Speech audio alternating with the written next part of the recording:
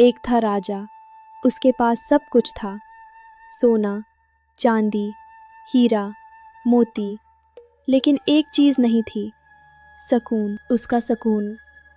उसका सकून छीन लिया था एक लालची भाई ने।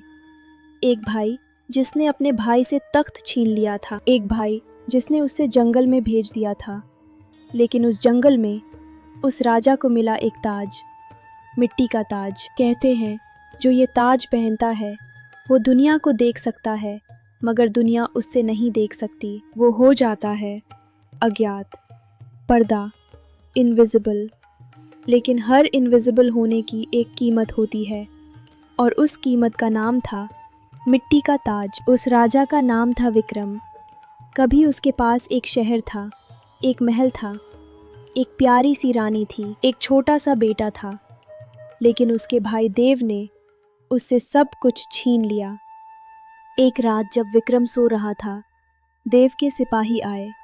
उन्होंने विक्रम को उठाया, शहर से बाहर फेंक दिया, जंगल में, अंधेरे में, अकेला। विक्रम ने भागना चाहा, लेकिन कहाँ? उसके पास न घर था न ठिकाना। वो बस चलता रहा, जंगल में, घंटों, दिन, रात। जब भूख लगी, जंगल के फल खाए, जब प्यास लगी, नदी का पानी पिया। लेकिन एक बात उससे नहीं भूलती थी, उसका बेटा, उसकी रानी। वो उनके पास वापस जाना चाहता था, लेकिन कैसे? उसकी जिंदगी से सकून जा चुका था। 3 दिन बाद विक्रम जंगल के बीच में पहुंचा। वहाँ एक पुरानी इमारत थी, टूटी फूटी, खाली। लेकिन उसके बीच में एक तख्त था, और उस तख्त पर रखा था एक ताज, मिट्टी का ताज। विक्रम पास गया, ताज को छुआ, मिट्टी की खुशबू आई, बारिश की मिट्टी, गीली, ताकतवर। तभी एक आवाज़ आई, पुरानी, भारी, कहने लगी, जो ये ताज पहनता है वो दुनिया से गायब हो जाता है। वो देख सकता है सबको, मगर कोई नहीं देख सकता उसे। लेकिन याद रख, हर दिन जो तू पहनेगा, तेरा बदन मिट्टी में बदलता जाएगा। पहले हाथ, फिर पैर, फिर सीना, फिर चेहरा, और जब पूरा तन मिट्टी हो जाएगा तो मिल जाएगा इस जंगल की मिट्टी में हमेशा के लिए। विक्रम के पास 2 रास्ते थे। एक, वो ताज पहनकर अपने भाई से बदला ले सकता था, अपनी रानी और बेटे को वापस पा सकता था। लेकिन इसकी कीमत थी उसकी ज़िंदगी। हर दिन वो मिट्टी होता जाता। और दूसरा रास्ता, वो ताज छोड़कर कहीं और चला जाता, जिंदा रहता, लेकिन अपनों को भूल जाता, और सकून तो उससे मिलता नहीं कभी। विक्रम ने ताज उठाया। उसने कहा, मुझे अपना बेटा चाहिए, मेरी रानी चाहिए, चाहे मेरा बदन मिट्टी हो जाए, लेकिन उनकी खुशी के लिए मैं ये कीमत देने को तैयार हूँ।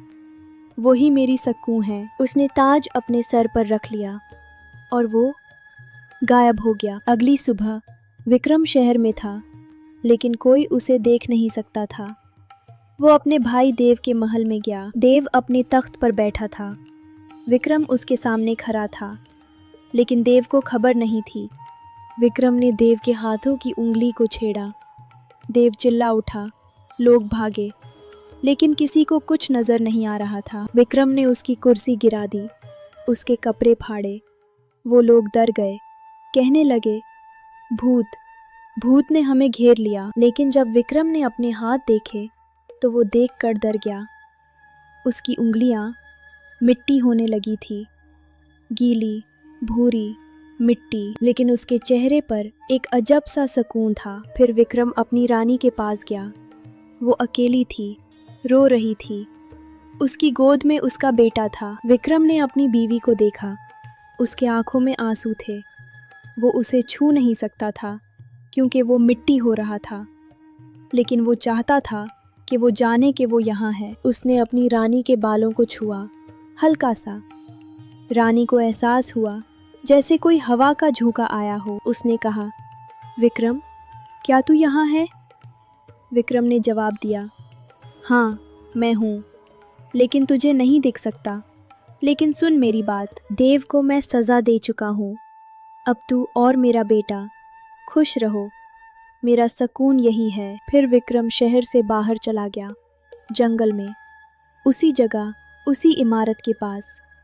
वहाँ जाकर उसने ताज उतारा, लेकिन अब उसका आधा बदन मिट्टी हो चुका था। उसकी टांगें मिट्टी, उसकी कमर मिट्टी, उसकी उंगलियां मिट्टी।